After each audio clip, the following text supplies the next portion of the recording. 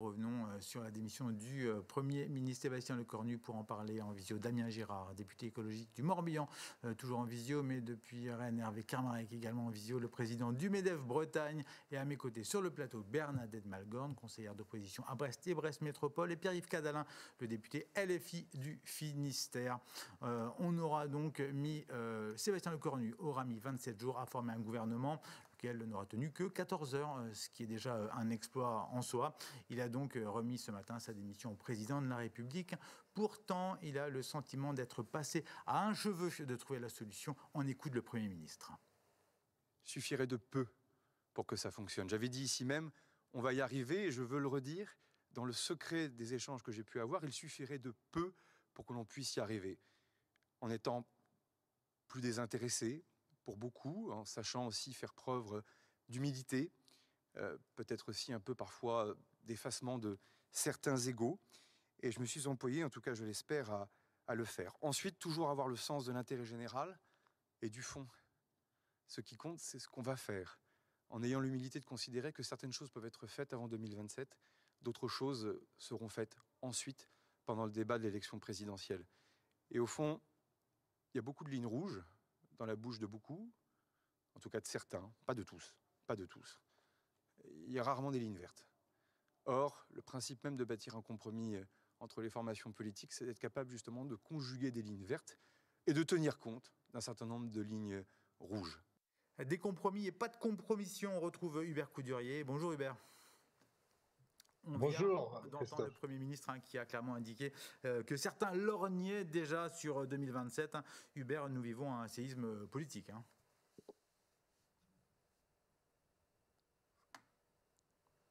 Ah, Hubert, on ne vous entend pas. Bon, vous allez revenir dans un instant. Vous restez en ligne, on va vous récupérer évidemment. Pierre-Yves Cadalin, l'issue était inévitable. Le Premier ministre n'avait d'autre choix que de démissionner. Oui, parce que le choix il allait être censuré. Il allait être censuré parce que Sébastien Lecornu incarne à lui tout seul l'héritage et la politique macroniste, y compris dans ce qu'elle présente aujourd'hui de difficultés, dans ce qu'elle a mis, l'école, l'hôpital, la condition des travailleurs en très grande difficulté aujourd'hui. Et c'est assez curieux d'entendre Sébastien Lecornu parler d'humilité. Là où la marque d'Emmanuel Macron et des siens, dont il fait partie, c'est plutôt le mépris. Et il a brusquement violenté le pays, ce mépris. Donc il est temps de tourner cette page-là. Et je pense que cette crise politique nous y invite. Et pour sortir de cette crise politique, il faut qu'Emmanuel Macron parte, parce que c'est à cette condition qu'on pourra la résoudre. On va parler du futur, évidemment, dans un instant. Bernadette Malgorn, un mot sur cette séquence, justement. Elle était inéluctable, cette sortie de Sébastien Lecornu, où il fallait, malgré tout, essayer de tenter quelque chose. Non, je crois que le problème remonte quand même à la dissolution. C'est à ce moment-là, ce geste était un petit peu curieux, alors qu'on avait proclamé que c'était une élection européenne qui n'avait rien à voir avec les affaires nationales, ce qui n'était pas tout à fait vrai quand même. La conclusion tirée, c'est la dissolution. Et depuis, c'est plutôt du raccommodage. Mais aujourd'hui, je considère que la solution est toujours entre les mains du président de la République et que ça n'est pas par des procédures de mise en cause parlementaire, même si la situation est politique, qu'on trouvera une solution. C'est pas par la destitution, mais c'est au président de la République de prendre ses responsabilités. Et il a devant lui, en vertu de notre Constitution, qui est assez solide, une palette de solutions. À lui de choisir. Il peut partir de lui-même d'ailleurs, sans être destitué, bien que cela soit possible également. Ça fait partie, mais en général, c'est sur une question posée au peuple français. Damien Girard, vous étiez en circonscription ce week-end. Vous deviez évidemment aller, j'imagine, à Paris, tout comme Pierre-Yves Cadalin, pour écouter le discours de politique générale du Premier ministre demain. Comment avez-vous appris et vécu cette séquence ce week-end ? Ouais, comme tout le monde, j'ai suivi les annonces qui arrivaient les unes après les autres, et évidemment c'était on a vu à un moment le chemin se dessiner vers l'échec quand en fait le bloc central a explosé, a fini d'exploser. En fait, ça faisait déjà à un moment que les choses étaient en cours. Et donc là, c'est l'aboutissement de cette crise. En fait, c'est le bloc central qui n'existe plus et qui provoque cette crise. L'autre chose que l'on peut voir, c'est que c'est d'abord aussi une crise du régime, une crise d'une Ve République qui ne correspond plus au moment dans lequel nous sommes aujourd'hui, avec la tripartition du spectre politique français. En fait, plus personne ne peut être majoritaire tout seul. Le présidentialisme doit cesser pour faire place à un parlementarisme qui saurait mieux correspondre à ce qu'est devenu l'état de notre pays. Et donc c'est tout ça qu'il nous faut changer maintenant. C'est la fin d'un système, Bernadette Malgorn. Alors, je suis très parlementariste. Vous savez que j'ai été directrice de cabinet du président de l'Assemblée nationale, Philippe Séguin, donc je suis très attachée à la vie parlementaire. Mais je considère encore plus, dans les circonstances d'aujourd'hui, avec la guerre à nos portes, que le président reste le pilier de la solidité du régime. Mais à lui d'assumer ses responsabilités. Pierre-Yves Cadalin. Je pense qu'on peut faire tous le constat effectivement de la crise de régime et c'est important d'avoir ce genre de débat pour qu'on puisse y apporter des réponses. Et par exemple, il y a effectivement le respect du Parlement, c'est une chose, mais également de la voix des citoyens. C'est pourquoi je pense que très rapidement, il faut mettre en place un référendum d'initiative citoyenne qui permette sur des sujets qui rassemblent très largement, je pense par exemple à l'abrogation de la réforme des retraites, eh bien de trouver au moins des solutions de dépassement d'un objet de crispation dans le pays. Ont été proposés, fut un temps. Il y a des choses qui ont été mises en place. On n'est peut-être pas allé jusqu'au bout, justement. Non, parce qu'on est vraiment allé loin. On est allé sur des réformes d'initiative partagées, mais qui posent un certain nombre de contraintes qui rendent le dispositif très peu praticable. Donc, ce qu'il faut, c'est permettre une véritable intervention citoyenne, et y compris que lorsque les élus ne sont pas capables eux-mêmes d'être responsables, et c'est le grand problème d'Emmanuel Macron, eh bien, ils puissent l'être devant le peuple.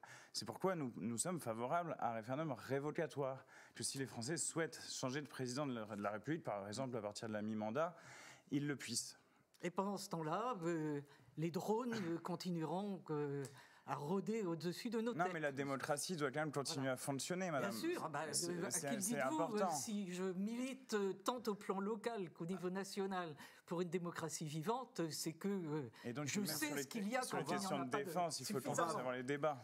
On va évidemment avancer et je vous propose d'écouter justement Didier Legac, parce qu'il n'y avait pas de représentant de Renaissance sur le plateau. On a réussi justement à l'avoir juste avant qu'il parte pour Paris. On l'écoute. J'ai pas de difficulté à mettre des noms. Je pense notamment à Bernard Cazeneuve, par exemple, qui est à la droite de la gauche ou à gauche de la droite. Je sais pas qu'est-ce qu'on doit dire. Alors ça, on va réécouter tout à l'heure Didier Legac qui va nous donner justement des profils peut-être de futurs Premier ministre. Il a divulgué un peu le truc là maintenant. On va surtout l'écouter un peu sur les réactions qu'il a pu avoir sur la situation que l'on vit actuellement. On écoute le député du Finistère. Eh bien, je suis affligé, désespéré par ce spectacle. Je pense que la politique, là, montre le pire de ses visages, vraiment le pire de ses visages. On est à nouveau sur des petits calculs, sur des combines, des ambitions personnelles. Il a mis 3 semaines pour discuter avec les uns et les autres, pour négocier, pour arriver, pour atterrir à un consensus. Et patatras, tout s'est écroulé hier soir lorsque les Républicains, il faut bien le dire, ont refusé de participer à ce gouvernement parce que passer ceci, trop cela. Bref, ils ont vraiment manqué d'envergure, ils ont vraiment manqué d'intérêt général. Et je le regrettais bien maintenant. Eh bien, écoutez, il faut le redire, aucun parti n'a la majorité absolue. Aucun parti n'a la majorité absolue. Donc, il faut créer encore des ententes, il faut créer des compromis, ce que l'on réussit à faire dans les collectivités locales, ici ou là, se mettre autour de la table et... Que tout le monde se mette autour de la table. Et Didier Legac fait notamment allusion à ce qui se passe aussi à la région. On est capable d'échanger au niveau du Conseil régional. On n'a pas encore entendu Hervé Kermarrec, le président du MEDEF Bretagne, qui regarde avec inquiétude, j'imagine, tout ce qui se passe, cette tambouille un petit peu en effet politicienne et qui a des conséquences directes sur l'économie, sur le territoire. Hervé Kermarrec, cette situation vous inquiète ? Ben oui, parce que comme disait Mme Malgorn, pendant ce temps-là, les drones volent et pendant ce temps-là, les salariés sont inquiets, les entreprises elles-mêmes sont inquiètes pour leur avenir, pour leur pérennité. On est dans une période de totale instabilité et les entreprises, on le sait, ne supportent pas cette instabilité. On a besoin d'avoir un cadre réglementaire qui soit clair, un cadre fiscal qui soit clair pour que les entreprises puissent s'investir et pour l'instant, il n'y a strictement rien. Ça génère donc évidemment beaucoup d'inquiétudes. Je le rappelle quand même que la croissance de la France est atone, hein. La croissance est proche de zéro, on n'est pas très très loin de la récession. Le moral des entrepreneurs est au plus bas, les défaillances, elles, sont au plus haut. Il faut redire que 32 000 entrepreneurs ont perdu leur emploi en 6 mois. Et donc il est important que nos élus, et c'est pour ça que j'ai appelé à la raison, il est important que nos élus apportent de la stabilité qui est absolument fondamentale à la création des richesses en France. Sans entreprise, il n'y a pas de création de richesses. Et aujourd'hui, la situation dans laquelle sont les entreprises est très inquiétante. Bernard Malgorn, le Bloc central devait être la solution, hein, ce qu'on a pu imaginer un temps. Les guerres intestines et les égos auront eu raison de cette alliance. Les LR notamment étaient présents dans ce gouvernement. Comment analysez-vous justement cette position des LR, de la famille de la droite? Vous la comprenez? Ouais, je pense quand même que dès que le lendemain de la dissolution et avec la nouvelle configuration de l'Assemblée nationale, il était extrêmement difficile d'arriver à quelque chose de clair. Parce que je suis assez d'accord avec plus de lignes vertes que de lignes rouges, mais encore faut-il que ce soit sur l'essentiel. Et l'essentiel, c'est bien comment la France, demain, va financer son budget. Et pour l'instant, on le finance en allant sur les marchés chaque semaine. Et s'il n'y a pas, si les marchés ne nous suivent pas, et si les taux d'intérêt augmentent, on aura de moins en moins d'argent pour l'éducation nationale, pour la défense nationale, pour la santé, etc. etc. Tout sera mangé par les taux d'intérêt. Damien Girard, on fait comment justement 3 400 milliards de déficit aujourd'hui. Le Premier ministre Bayrou avait annoncé qu'il allait faire une réduction de 44 milliards d'euros pour 2026. On fait comment justement pour assurer derrière la continuité de l'État sans creuser le déficit? Il est à noter que ce déficit, il a été accéléré, creusé par les politiques d'Emmanuel Macron. C'est en gros entre 50 et 60 milliards de baisse de fiscalité qui a profité notamment aux ultra-riches de ce pays qui, eux, ont doublé leur fortune en quelques années. Donc il a été mis des propositions sur la table par la gauche rassemblée. Elle a même réussi à faire adopter en première lecture la taxe Zuckman dans la niche écologiste qui rapporterait entre 15 et 25 milliards chaque année.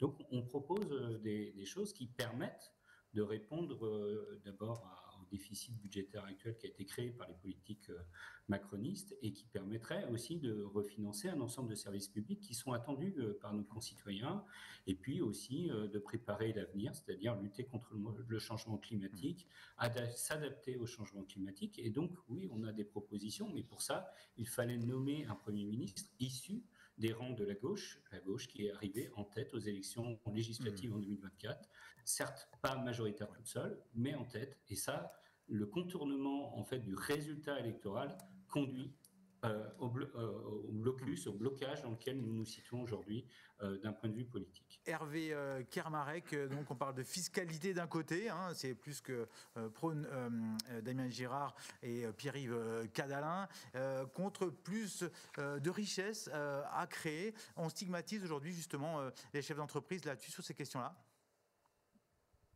Oui, c'est la raison pour laquelle les organisations patronales souhaitaient manifester le 13 pour dire combien les entreprises sont fières de produire, combien les entreprises sont fières d'embaucher, des jeunes, des moins jeunes, combien les entreprises sont fières de créer de la richesse. Une France qui réussit, c'est une économie qui est florissante. Une France qui réussit, ce sont les salariés et les entreprises qui créent de la richesse. Et malheureusement, ces derniers temps, on a eu l'impression, les entreprises ont eu le sentiment qu'elles étaient un peu stigmatisées. Et il est important, je crois, de redire combien un pays, évidemment, sans une économie, ne fonctionne pas. On ne finance pas la décarbonation, par exemple. On ne finance pas le service public. Et donc voilà, il est important dans cette séquence, d'abord, de retrouver de la raison. Je le redis à nouveau, c'est la raison pour laquelle le MEDEF a décidé de ne pas organiser cette manifestation du 13 pour ne pas rajouter du chaos au chaos. Et puis parce qu'il n'y avait pas non plus face à nous des institutions capables d'entendre la colère des dirigeants. Et puis une fois que cette séquence sera passée, à ce moment-là, nous referons entendre notre voix pour dire, il faut impérativement que l'État mette en place des mesures qui soient favorables à la croissance de notre territoire. Sinon, je le redis, il n'y a pas de création de richesse et donc pas de partage de richesse. Pierre-Yves Cadalin, un mot. Je pense que c'est un gros mot de faire créer de la richesse aujourd'hui sur le territoire français. Non, les entreprises qui sont effectivement composées de travailleurs, qui sont un collectif. Une entreprise, c'est un collectif. Personne ne conteste qu'elles sont la source de production de la richesse, parce que le travail produit de la richesse. Mais là encore, je pense effectivement qu'il faut que nous soyons raisonnables et qu'il faut retourner à la raison. Quelle a été la politique menée qui aujourd'hui a conduit le pays dans la situation budgétaire que nous connaissons ?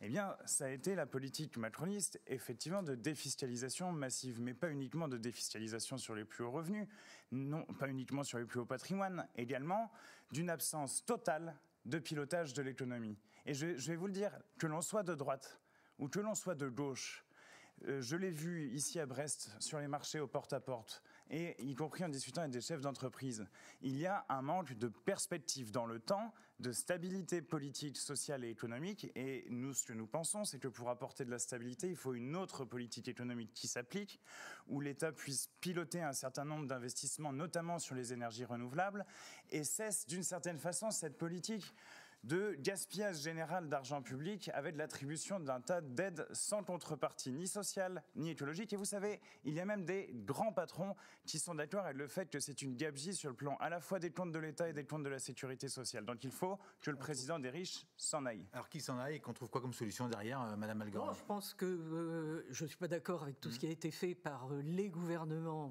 du président Macron, mais il me semble que quand il y a eu la Covid et qu'on a dit quoi qu'il en coûte, tout le monde applaudissait. Donc il faut aussi un peu partager les choses. Non, aujourd'hui, je pense qu'on a d'abord une question de stabilité institutionnelle. Je répète, c'est le président qui est le pivot de nos institutions et il n'est pas bon de le mettre en cause personnellement, en tant qu'institution, même si on peut ne pas être d'accord avec ce qu'il a fait. C'est à lui qu'il incombe de sortir de la situation. Il a une palette de solutions à sa disposition. C'est à lui d'en prendre l'initiative. Un référendum, par exemple, aussi. Ça fait partie de la palette. Allez, on va... il se met lui-même en cause, il n'a pas besoin de beaucoup d'aide, Emmanuel Macron, en réalité. On va avancer, Pierre-Yves Cadalin, il nous reste 7 minutes. Je vous propose d'écouter Didier Le Gac, le député du Finistère, qui a déjà, lui, une idée du profil du futur Premier ministre. On l'écoute. J'ai pas de difficulté à mettre des noms. Je pense notamment à Bernard Cazeneuve, par exemple, qui est à la droite de la gauche ou à gauche de la droite. Je sais pas qu'est-ce qu'on doit dire, mais en tous les cas, des hommes ou Édouard Philippe ou d'autres qui sont capables effectivement, qui ont été élus locaux, qui ont été maires, qui connaissent bien le pays, qui connaissent très bien le pays. Et ça, c'est important, je pense que l'un comme l'autre, mais il y en a d'autres aussi qui seront capables d'aller chercher des compromis de part et d'autre, à condition qu'effectivement aussi les partis politiques acceptent de mettre leurs ambitions, leurs rancœurs et leurs petites combines dans leur poche et travaillent pour le pays. Vraiment, les Français l'attendent. Damien Girard, il faut qu'on mette justement les petites combines dans sa poche, dit le député Le Gac. Ça veut dire quoi aujourd'hui de votre côté ? En tout cas, les petites combines, on les a vues plutôt à l'œuvre au sein du bloc central jusqu'à présent, avec une reproduction des mêmes profils des premiers ministres, voulant continuer les mêmes politiques publiques, alors qu'elles ont été désavouées dans les urnes. Donc à un moment, il faut entendre ce qu'ont dit les Françaises et les Françaises. Ils ont besoin, ils souhaitent une cohabitation. Et une cohabitation, ça se fait avec une personnalité de gauche. Le NFP, en son temps, avait proposé Lucie Castet, ça reste ma candidate favorite et pour le poste de Premier ministre pour assurer cette cohabitation qui est attendue. Allez, au jeu des questions, des pronostics, si vous aviez justement un nom à proposer aujourd'hui, Pierre-Yves Cadalin. Je pense que le temps des personnes est passé et que précisément la crise de régime implique aujourd'hui qu'on revienne aux urnes et qu'on tranche dans le pays sur l'orientation politique à venir. Ou démission du président de la République. Je pense que l'Assemblée nationale vient tout juste d'être réélue. Et manifestement, ça n'a pas résolu le problème de la crise politique. Et en Ve République, eh bien, il se trouve que c'est l'élection présidentielle qui a tendance à déterminer la suite des événements. Bernard Malgorn. Eh bien, M. Cadalin vient de me rejoindre. Ce qui est beau. Voilà. Effectivement, la Ve République offre des solutions. et elles sont aujourd'hui entre les mains du président de la République. C'est pas ce que j'ai dit, mais... Alors on va quitter un peu, et quoique justement... verte aussi, avec Madame Malgorn. Évidemment, visiblement, oui, et c'est ce qui est intéressant, justement, on vient d'en découvrir. Non, mais il y a une droite gaulliste dans ce pays. Pierre-Yves Cadalin, un mot sur votre collègue d'Ille-et-Vilaine, Marie Mesmer. Marie Mesmer, embarquée sur la flottille pour Gaza. Des élus LFI ont été incarcérés en Israël. Certains ont été extradés vers la Grèce. Avez-vous des nouvelles de votre collègue ? Je crois que les différents parlementaires de la France Insoumise, dont Marie Mesmer, sont en train de rentrer en ce moment même. Je n'ai pas d'informations immédiates autant donné, mais je veux saluer la solidarité profonde qui a animé l'ensemble des équipages des flottilles pour la liberté, et notamment un infirmier brestois également, Antoine Piron, qui est sur un des bateaux un peu derrière, qui lui est toujours en mer. D'accord, donc des nouvelles plutôt rassurantes pour l'instant. Damien Girard, vous demandez la Légion d'honneur pour réparer la mémoire des marins du Bugalet de Braise. Pourquoi souhaitez-vous porter cette demande à titre posthume pour les 5 marins bigoudins qui ont péri en mer le 15 janvier 2004 ? Pourquoi ? Parce que régulièrement, ils ont été mis en cause, en fait, dans le cadre des procès qui ont eu lieu sur leur professionnalisme. Il y a fort à penser qu'ils n'ont été pour rien dans ce naufrage, que probablement un sous-marin les a amenés au fond. Et je crois qu'il était normal de pouvoir rétablir leur honneur. J'ai eu l'occasion, pour ma part, d'embarquer plusieurs fois avec des marins pêcheurs. Je connais la difficulté du métier, un métier, oui, difficile, rude, et ceux qui partent en mer pour nous nourrir. Et je crois que la mise en cause qui a été faite de leur professionnalisme devait être réparée. Et donc, c'est pour ça que j'ai proposé cette Légion d'honneur à titre posthume, et je suis ravi que bon nombre de députés, notamment de Bretagne, soient co-signataires de cette demande. Saura-t-on un jour la vérité sur cette affaire-là ? Pierre-Yves Cadalin, Damien Girard, vous êtes aujourd'hui à l'Assemblée. Peut-on avoir un peu d'espoir justement pour avoir le fin mot de cette histoire ? Je pense qu'il est important de continuer d'en parler et d'essayer d'y faire la lumière. Et moi, je salue l'initiative prise par Damien Girard à cet égard-là, parce que je pense que c'est une histoire qui a choqué beaucoup de Bretonnes, beaucoup de Bretons, et qui affecte toujours aussi les marins-pêcheurs. Ça peut être une ligne verte aussi, justement, sur laquelle vous vous retrouvez avec Pierre-Yves Cadalin. Le soutien au métier de marin-pêcheur, avec toutes ces difficultés, c'est certain, et que les gestes qui peuvent mettre en valeur la difficulté et le courage de ces hommes sont toujours les bienvenus. Merci à vous quatre. Merci Hervé Karmarek aussi d'avoir participé à cette émission.